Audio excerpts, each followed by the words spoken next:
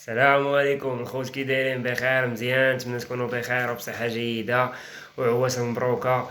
ومرحبا بكم في فيديو جديد ان شاء الله. غنولعكم هاد النهار هذا توليعه تكون خفيفه مع الفليسات ديال جوج دجاجات والدجاجه اللي قارقه. المهم الدجيجات ديالي كاملين. وراه مده هادي ما بقيت كنلوح شي فيديوهات. مره كنت تنتعطل عاد كنلوح فيديوهات. داكشي باش انني ما كنشاركش معكم دابا هاد الايامات هادي، بحكم ديما كتكون الخدمه هي الاولى. عاد كنتفرغ لهاد الشيء هذا. واللي بغيت نقول لكم عاوتاني شكرا بزاف على الدعم ديالكم، وكاع اللي كيدعمنا، سواء بكومونتير سواء بلايك. واللي باغي شي حاجه مرحبا، بحال البيض بحال الدجاج الفلالس، المهم راه كلشي موجود الحمد لله. وما فيها باس الخوت انكم اللي دخل يتفرج عادي يكمل الفيديو. راه ماشي شي محتوى اللي خايب ولا شي حاجه، راه الحمد لله محتوى زوين غير ديال الدجاج. حيت كنشوف شي وحدين كيدخل ديك 30 سكوند بحال هكاك وتيخرج. يعني نتمنى ان الانسان يكمل الفيديو، ما فيها باس. وشكرا لكم بزاف، ونخليكم مع الدجاجات تولعوا. هادو كيف ما كتشوفوا هنايا، هادو الفليفلات ديال الفقاصه اللي كنت خليت لي انني نخدم بهم. خليت هاد النشيوه دابيه وهاد النشيوه حتى هو. وهنايا كيف ما كتشوفوا الدجيجه الفيوميه راه تبارك الله راه فقصت. راه اليوم الفليتات راه عندهم 15 يوم تقريبا. وكيف ما كتشوفوا الراس ديالها راه هلكات، اللي هي واحد الدجاجه نيت هي عندها الفلالس، وكانت حصلاتها في واحد القنت وما بقاتش كيفاش دير تخرج هاد الدجاجه هادي. راه جاب الله طلعوا مالين الدار لقاوها وحيدوها. مرة كانت صافي غتصفيها ليها.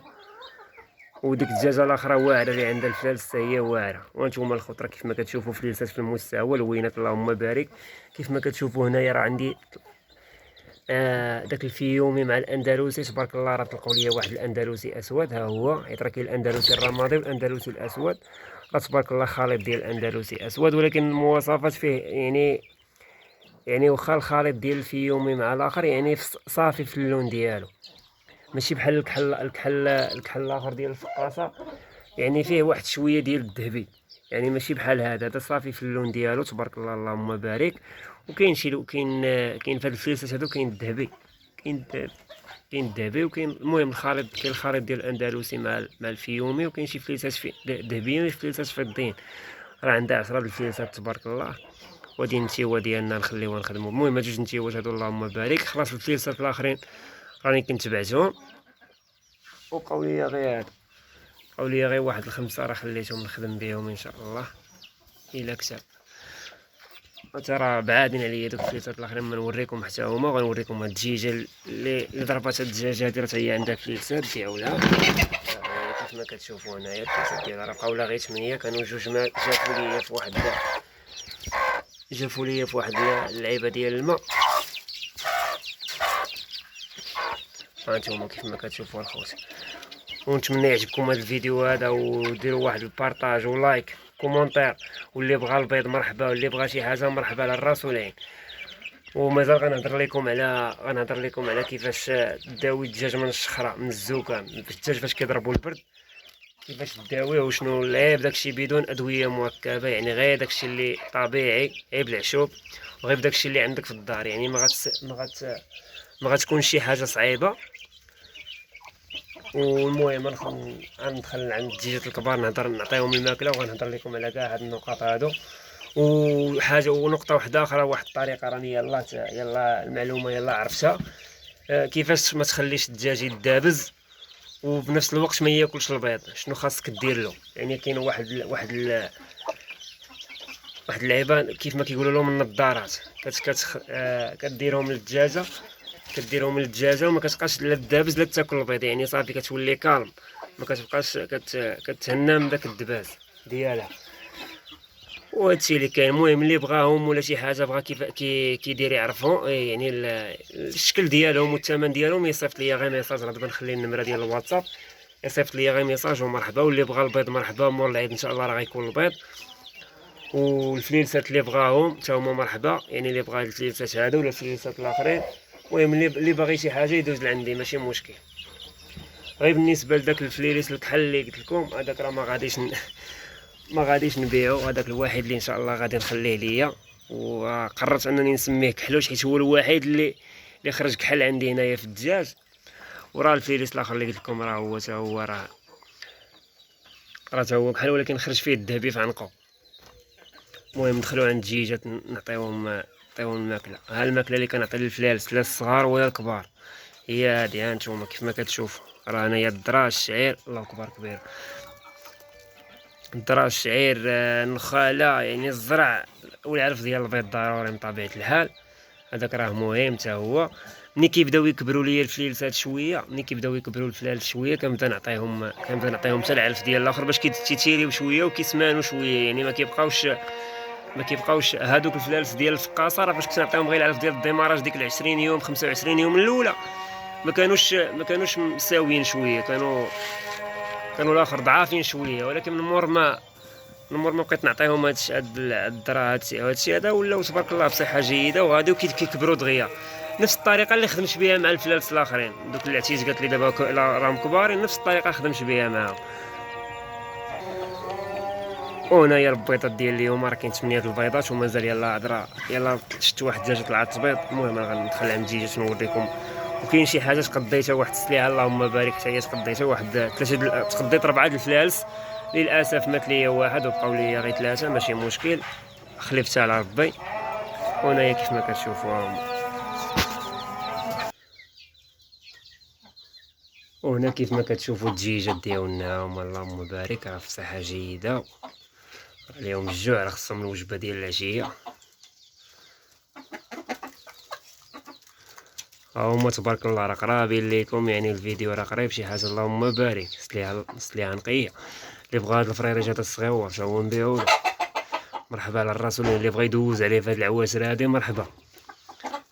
الا ما كتبش لشي واحد راه غندوز عليه انا، لحقاش تيغلبوا لي داك الفروج الكبير وما تيخليهش ياكل مزيان. دابا راه الفروج الكبير علاش هذا كيجي ياكل؟ حيت الفروج الكبير تبارك الله نزق، راه ما يجيش لعندي. لما ما يمشيش ياكل الا ما خرجت انا من البراك. قليل فين تياكل، تيخاف بزاف وما تيخليش حتى الدجاج يجي ياكل، لا بالليل لا بالنهار. غير تنطلع للسطح بالليل، غير تنبدا نهضر ولا شي حاجه تيبدا.